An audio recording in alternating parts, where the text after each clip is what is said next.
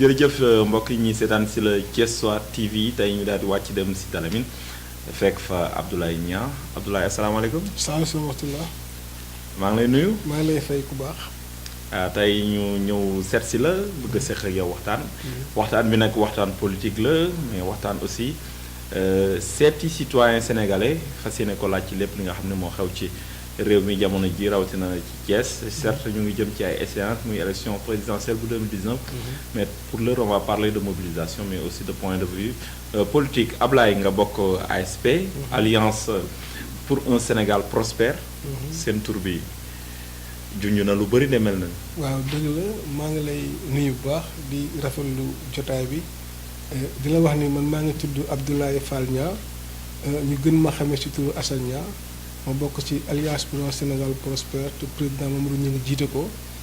di la waxal ni Alliance pour un Sénégal prospère junj na turam parce que vraiment prospérité donc le président di wër te ñu nit ci loolu la ñuy dox moo tax vraiment mu bi tur bi ñëwee ci moom ñëpp di rafetlu ko daal. tur bi tur bu yàlla mais lu rare ci politique. On a parlé d'alliance ku wax alliance wax mbooloo wax mbootaay wax àndandoo nan ngeen defa taxawal alliance boobu. tur bi nag dafa ñëw noonu rek mu ñëw fekk ñoom ñu tuddee ko Alliance pour un Sénégal prospère mais ci ni ko président jàngate mooy deful woon politique président dafa ñëwoon pour dimbali mbootaay association jigéen ñi di leen jàppale pour ñu suqaliku. ci loolu la jigéen ñi jóg seen wàll bopp ni ko président dama nga fi politique ndax comme ni nga jàppale jigéen ñi réew mi war nañu gis liggéey boobu nga liggéey ko mu law ci Thiès ba law ci Sénégal yëpp loolu moo waraloon mu daal di dugg ci politique bi mais ni mu ci jógee aussi mooy dafa gis ni président Macky Sall politique bi ma commencé di liggéey rafet na am na solo gisu ci benn yàqu-yàqu mu ne lu tax warul mën a taxaw pour jàppale ko. loolu moo waral alliance boobu daal di dugg si. tey su ñu doon laaj. non pas en tant que politicien. mais ñu laaj la nit entre nit ak nit ñun la kan mooy Mamadou Gningue nan nga ñu koy présenté. doo la naan li ma njëkk wax mooy sama xarit la déjà parce que di may def CM2 laa xamante moom déjà mu nekk ku baax moo xamante moom yàgg mais Mamadou Gningue dafa nekk ko xamante ni dafa jógoon rek pour fexe gis lu ko naqari biir Thiès la moo tax Thiès melokaan bi.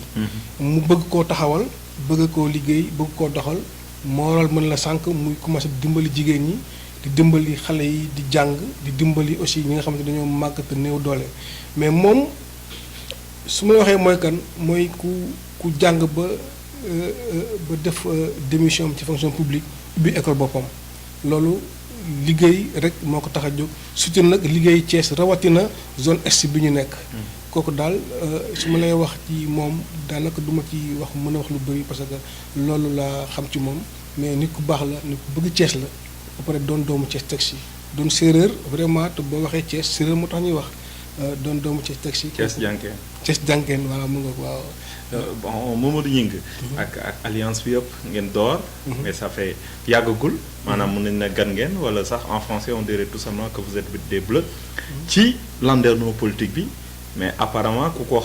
gis xam ne peut-être am na nekk na nit ku nga xam ne il a accumulé beaucoup d'expérience. effectivement il a accumulé beaucoup d'expérience ci côté politique bi wax dëgg yàlla parce que def na échéance politique deux fois parce que dem na élection locale génn première fois mu génn ak conseiller te vraiment ci conseiller boobu sax ñuy wax ni dafa amoon ay galgal politique moo taxoon sax mu am benn conseiller mais mënoon na am lu mat 10 kon xam nga ne kooku. am na lu mu jàng ci politique gu Sénégal ak ci politique gu Thiès am na ci dem nañ ci ànd nañu président Macky Sall élection ci référendum yi ànd nañoo ak moom ci élection yi ci législative yi ñu ngi waaj a ànd ak moom ci présidentielle yi di ñëw te dañuy gagné bu baax a baax ndax xam-xamu Mamadou Gningue ak expérience am ak mbooloo bi topp si moom ak ni gars yi bëgg a liggéey ak moom. en parlant de mbooloo gis nañ mu yëngatu. dem fu mel ne fi nga xam ne moom mooy Silema mais aussi ak Aiglon seeti ay jigéen. ay mbootaay jigéen comme ni nga ko waxee sànq. mel ne kon moom politique bu mu privilégié mooy peut-être fekk groupement jigéen yi. toog mu dem pousser leen. wala loolu stratégie la. waaw stratégie la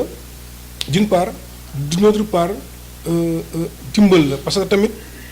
jigéen ñi ñoo nee naa la ñoo njëkkoon ñu si moom ne ko. may ñu xaalis mu génn 250 000 may leen ñu ñëwaat ne ko dañoo bëgg nga lebal ñu mu ne formé wu leen ma jox leen ngeen liggéey bu ngeen paree ngeen delloo ma jox leneen loolu nu ma leen di jox xaalis boppam la lay jël ci poste boppam di ko dimbali jigéen ñi ñii mu jox leen 500000 ñii 1,5 million ñii 2 millions dem na ba ren joxe na lu toll ci 50 millions ci ay mbootaayu femmes stratégie boobu mu teg du leen da ngay ñëw jàppale ma lebal la. da ngay ñëw jàppale ko da ngay ñëw leb si ko ab indi sa mbootaay def sa benn kuréel bu dëgër mu lebal la xaalis nga dem liggéey ñëw fay yow nag yaa xam ndax di nga ñëwaat ànd ak moom déet parce que am na njëkk yoo xam ne su la ko ñu defalee yaa tunnewaat ni xaaral ma dem ànd ak moom. loolu moo waral ñu la aw ci yoon boobu di dimbali non seulement jigéen ñi mais aussi dañuy dimbali aussi xale yi nga xam ne dañoo formé wu def benn groupe nekk ay bacheliers non orientés wala ay élèves yu préparé ba nga yooyu loolu moo tax ñu aw ci yoon boobu pour vraiment di ànd ak jigéen ñi. dem na comme ni nga ko waxee buntu dépôt Aiglon le 27 août bii passé ñoo ne si lami fii ci suñu mbootaay bu ñuy wax ànd si ngor di bu ñuy seet ci leen aussi ci sunu damay wax ci seddewu suñu jigéen bi toog muy Awa Cheikh Mbengue ñoom teeru nañ ko vraiment toppatoo nañ ko bu baax di mu delluwaatee aussi di mu ñëwaatee indi na leen enveloppe bu 1,5 million labal na leen ko ñu ngi koy fay ba fu mu nekk ne sax je crois que 2 mois wala 3 mois moo si des kon kooku mi ngi fexe jigéen ñi liggéey ñoom it aussi boru 25000 dinañ ci mën a tourner ba am ci bénéfice 10 000 kooku mooy liggéeyu mère de famille loolu moo tax mu ne du ma leen may dama leen di lebal ba ngeen ma delloo ma jox ñeneen quoi. si côté boobu j'aimerais tout simplement intervenir pour poser une question mooy tey seen leader dafa ñëw ngeen dëkk Cité Lamy ban taxawaay yéen moom ngeen am fii ci biir Cité Lamy est-ce que sant ngeen ne seen parti bi mu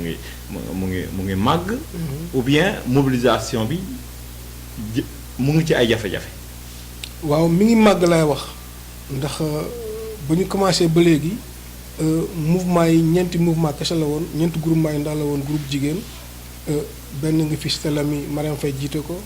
am na bu nekk fii Oulimata Diagne ak maire Kiné Diagne jiite ko am na benn bu nekk fële booru Dioum bu ñuy wax Mame Diarra Sonko moo ko jiite ak ki ñuy wax Ndaagu Thiam mu ngi nekk fii à côté ñoom ñu ku ci nekk am nga benn kuréel ba xam te ni moroom jigéen la woon nga ñëw ñu ànd ak man ñu ànd ak mu ñu ngi liggéey léegi yokkuwaat na parce que am na benn suñu benn collègue bu tudd Abdoulaye Ba bu yor kuréelu góor yi xam ne ay pulaar lañu dafa ñëw pour jàppale mu du ñu ngi ànd ak man ñu ànd ak moom jàppale ko am na yeneen femmes yu nekk fi aussi yoo xamante ni turam xaw na ma réer suñu ñaatee ma wax turam moom it aussi ànd na mbootaayam ñëw suñu kër ni ma vraiment gis nañ ni nga taxawoo jigéen ñi dina bëgg ànd ak yow ñu liggéey parce que ñun doon àndal dañ ñuy nax rek man tam ma leen waxoon naa leen di nax rek mais ñun duñu naxaate parce que man doomu koñ bi laa te yaakaar naa su ma leen waxee dañ def nangam dinañ ko def ñoom it ñu ngi préparé pour ñu ànd ñu ngi préparé sax di arrangé nu ñu fexee ba ñu ngi ñëwaat fii seesiwaat ñaari kuréelu nit ñooñu quoi. C'est vrai quand on parle de politique on parle forcément de base. ci liggéey boobu ngeen ne. mais damay gën a yaatal des ci biir Thiès. tout récemment seen leader Mamadou Gningue. salué na le fait que Talla Sylla rejoindre APR. ndax nee na ne Thiès du samay kàddu nag kàddu Gningue la. de doy na ñaar fukki at yu mu toog di def opposition. est-ce que tey loolu moo leen poussé yéen ba ngeen dem ànd ak Macky Sall. ëpp na sax ñaar fukki at parce que bu ñu dee xool ba Thiès commencé opposé ba léegi boobu xale lañu maa ngi suivre émission yu yàgg yooyu sama maam politicien mag la woon tudd Ara Am Jonn moo fi indi woon Jean Coin fii Thiès boobu ba léegi waa Thiès ñu ngi opposé rawatina waa Cité Lamy ñu ne yàgg na parce que di ñuy dem 2000 Cité Lamy ñoo gagné président Abdou Diouf bi ñuy dem 2017 xaw ma 2007 Cité Lamy ñoo gagné Abdoulaye Wade mais loolu dafa metti moo tax xoolal Cité Lamy gis na ni mel su gisee ñu ne am nañu 6 kilomètres de voie ñu war a may parce que ñu ngi yeewuwaat ñu ngi bëgg a yeewu pour xam ni opposé bi dafa metti dafa doy moo tax ñu ngi aussi xam na ni loolu suñu camarade Talla Sylla def rafet na te moom it fekkoon na ko ci parce que ñun xam na ni vraiment opposé bi dafa sonn dañu cee sonn te nag ñun ñi ñuy opposé wu ñun la ñuy nax ñoom naxuñu président de la République naxuñu Sénégal ñun doomu Thiès la ñuy nax ba ñu xam na ni li ñuy opposé teguñu ko fenn parce que mënuma comprendre nga jëlee fi kii ba pare fal kii nga xëy siwaat jëlewaat fi ki nga faloon ndax sa intérêt bopp gisuma loolu moo tax moo tax président li mu xalaat ñëpp moom la ñu xalaat opposé bi doy na nañu ànd ak président Macky Sall liggéeyal ko vraiment liggéey ba rafet ba mu gañ élection yi di ñëw loolu sax li ma la si dolli mooy xaw ma ndax dégg nga ko xaw ma déggoo ko mais xam nga ni Thiès waay yi nekk ci am mouvement de soutien yëpp ànd nañu tey doon benn formé benn kuréel ñu tuddee ko doomu Thiès mooy Augustin Tine xam nga da yëngu nga comme déet mooy Babacar Fall Abdoulaye Dieye ànd ak Mamadou Gningue ba pare ni ko Gningue yow yaa suñu responsable jiiteel mouvement boobu di tudd doomu Thiès ñu ngi ci liggéey bu am solo te vraiment dañoo bëggaat ñoom doomu Thiès yooyu ñu jël Thiès yëpp teg ko ci loxo président Macky Sall ndax waxuma la sax Thiès waxuma la Cité Lamy mais Thiès yëpp avancé une bonne fois pour toutes. est-ce que foofu c'est parce que da ngeen a sentir ne à un certain moment ay élections jàll na même su fekkee ne ci département de Thiès léegi yéen a ngi woon seen bopp Idriss Seck mais est-ce que da ngeen a sentir ne da ngeen a xaw a am ay difficultés pour déjëti Idriss Seck moo tax jot na nag léegi ngeen ànd peut-être c'est ça. maa ngi koy dóor dóor rëy moom Idriss Seck maa ngi koy dóor dóor rëy parce que dama ne la référendum yi daf ñu gagné plus de 2000 fois élection présidentielle yi élection locale yi mu gagné ay 1000 élection yi passé nii législative yi 335 voix la ñuy rawee fii école Monacan suñu loxo moo ci dugg sama loxo man ak loxo mu dugg moo ci dugg moo tax ñu am foofu bu ñu demaatee du am loolu ñu koy gagné parce que ñun du ñu liggéey bi wët di wax dañuy dem ci suuf di liggéey ndànk-ndànk di comme ay commando di aw ci suuf di récupérer di ñu benn di leen xamal li fi nekk pour bu ëllëgee ñu ànd ak ñun noonu la ñuy liggéeyee ci benn côté Thiès parce que xam nañ ni vraiment Cité Lamy dafa metti léegi nag loolu comme ni ma waxoon keroog ñu ngi dama ne ko dañoo bëgg nag ay soutien yi mooy ay nit ñi ñëwaat jàppale waat ñi am nañ ci nag vraiment ay personnes yu am solo yoo xam ne nii ñu ngi fël pour jàppale ñu ngi récupérer nag gars yi benn te xam naa ni dañ ko gagné élection yi du ñëw. c'est vrai que Thiès nga nekk Cité Lamy nga ne objectif yi peut-être mooy élargir le maximum possible seen parti politique mais actualité oblige tey ñu ngi waxu parrainage ci élection présidentielle yi. je donne un exemple suñu ne candidat bu bëgg a bokk 100 000 signatures foog nga am ko. ñenn ñi nee nañ. nguur gi day fa jël loolu comme arme pour éliminer ñenn ñi. mais yéen ñi farek nguur gi nu ngeen ko jàngee tey. non du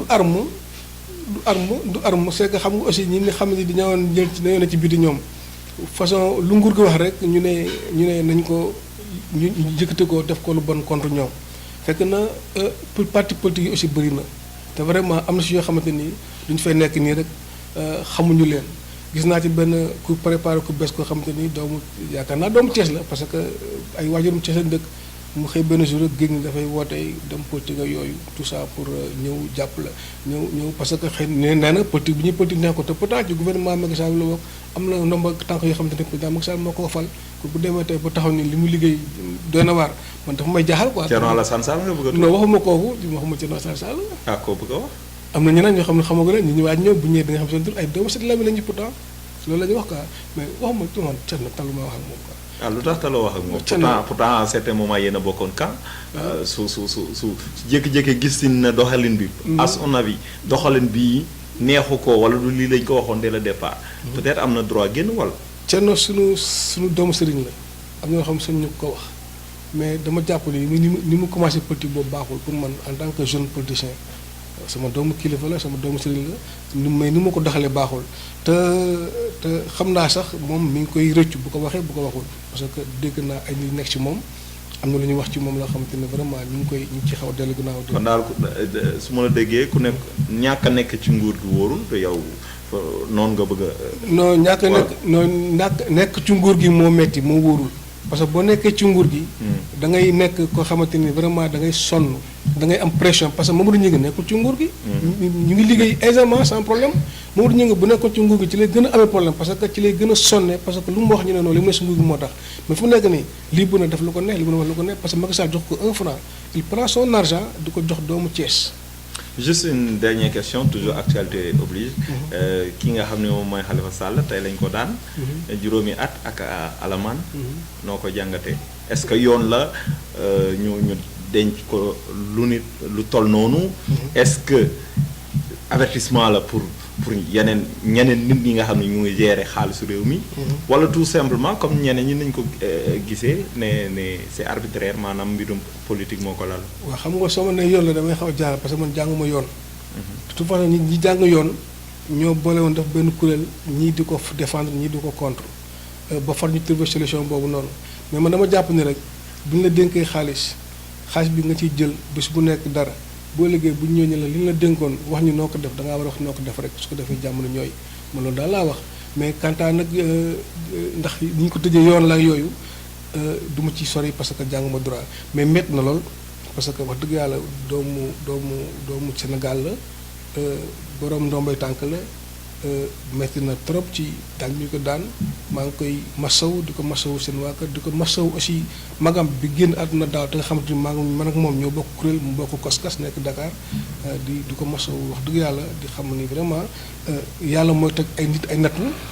parce que président Abdoulaye Wade nekkoon na président temps bu yàgg xëy na nekk président xëy na moom président si bu nekk président ëllëgam peut-être ci lii la war a mën a jaare xëy na aussi mu ñàkk koo nekk tamit mu toog it bañ a def ci politique ci lii la war a mën a jaare mais maa ngi xamal ni daal li daal bu ñu la dénkee koom-koomu réew ni la koom-koom bi dencal ñu ko sàmmal ñu ko bu ñu la xëyee bés ni la wax ñu noo ko doon doxale da ngaa war a wax rek mais bul ni aw ma ay compte yu may rendre man daal loolu daal laa ci amal lu ma si wax dëgg yàlla. Voilà donc merci Abdoulaye Fall Niang la Thiessois TV ñu ngi lay sant di la gërëm. maa ngi sant di la gërëm vraiment maa ngi rafetlu jotaay bi di nuyu aussi waa